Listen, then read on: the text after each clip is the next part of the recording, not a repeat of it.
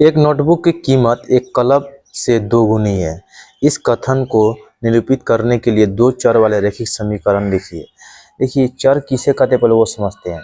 ABCD जो होता है ए से लेकर जो जेड तक होता है इसी को हम लोग चर कहते हैं, ठीक है। और एक से लेकर गिनती जो अनंत तक जाता है उसको हम लोग अचर संख्या कहते हैं, ठीक है। तो इसमें कह रहा है जो चर जो बनाना है हमें दो अलग अलग चर, यानी जैसे मान लीजिए अगर हम ए ले लिए तो बी ले लेंगे, या मान लीजिए हम एक्स ले लेंगे तो ये तो वाई ले लेंगे, या मान लीजिए हम सी लेंगे तो एफ ले लेंगे, यानी कुछ भी लेंगे लेकिन अलग अलग लेंगे। और दो भी कई चर लेंगे, दो गो चर लेंगे, अलग अलग लेंगे। तो चलिए बनाते हैं। तो एक नोटबुक की कीमत एक कलम की कीमत से दो गुनी है। मतलब सबसे पहले मान लेते हैं माना कि एक नोटबुक की कीमत बराबर एक्स मान लेते हैं, ठीक है। तथा एक कलम की कीमत, इसको मान लेते हैं y और लिखते हैं प्रश्न से। तो अब करें इस कथन को निरूपित करना है। तो इस कथन को निरूपित करेंगे तो ये रहा x और यहाँ पे हम लाते हैं y। तो क्या करें, एक नोटबुक की कीमत, ये जो नोटबुक है इसकी कीमत कलम से दो गुनी, यानी कलम से कितना गुनी है, दो गुनी से दो गुनी कर दे।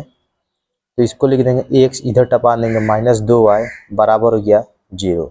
और यही हमारा हल हो गया। चलिए क्वेश्चन नंबर 2 देखते हैं। निम्नलिखित रैखिक समीकरण को ax plus by plus c बराबर 0 के रूप में व्यक्त कीजिए और प्रत्येक स्थिति में a, b और c के मान बताइए। तो ये जो आप देख पा रहे हैं इसको हम लोग को व्यक्त करना है ax, by और c, यानी सबसे पहला वाला को हम a बोलते हैं, इसको b बोलते हैं, इसको क्या बोलते हैं, c बोलते हैं। तो इसको a, b, c जो है दिया है, देखिए एक जो लगा है x के पीछे लगा है उसको a बोलते हैं, y के पीछे जो लगा रहा था उसे b बोलते हैं, और जो सिर्फ नंबर्स होता है वो c होता है। तो इसको हम लोग को बराबर किस तरफ रखना है पूरा को, तो बराबर किस तरफ ये है इसको हम क्या करना, इस तरफ कर देंगे। तो 2x प्लस 3y बराबर किस तरफ लेकर आएंगे, देखिए बराबर किस तरफ प्लस है, जब इधर लेकर आएंगे तो माइनस में हो जाएगा और यहाँ पे रेकरिंग होगा, ठीक है, बराबर हो गया। इस रूप में हमने इसे निरूपित कर दिया। चलिए इसको निरूपित किया जाए। तो x के पीछे जो कुछ नहीं लगा है तो इसको 1 मान लेंगे। तो ये बराबर तो 1 है, b बराबर जो है y के पीछे कुछ नहीं है तो 1, अब बाटा में 5 है तो 1/5 है, और c बराबर है 10 है। तो ये तो सही है, लेकिन जो ये है ना बटे के रूप में, हमको सिर्फ बाटा के रूप में नहीं, हमको सिर्फ इसी तरह मंगाना है, तो इसको बाटा को हटाना होगा।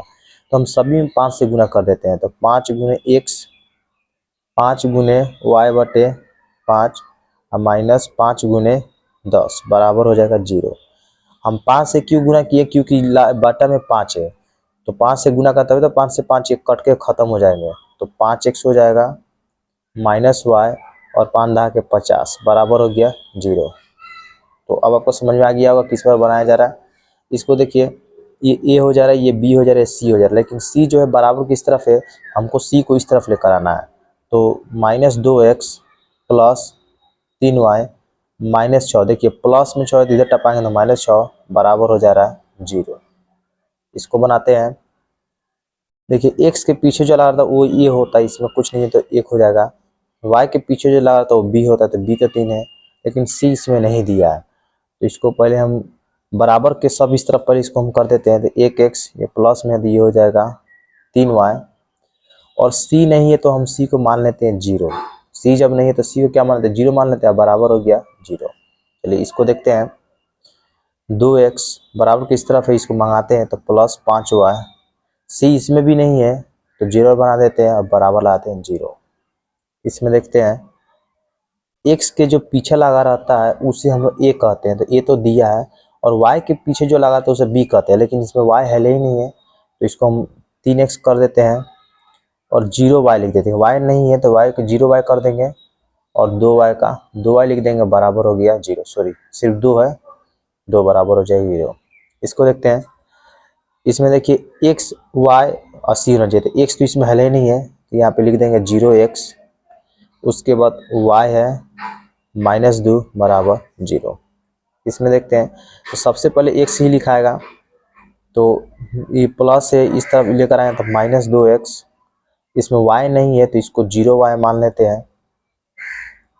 बराबर के आप इस तरफ इसको लेकर आए हैं तो प्लस से क्या गया माइनस हो गया, ये 0y, और ये बराबर की इस तरफ ऑलरेडी पहले से है 5 और हो गया 0। तो आशा अगर आपको समझ में आ रहा होगा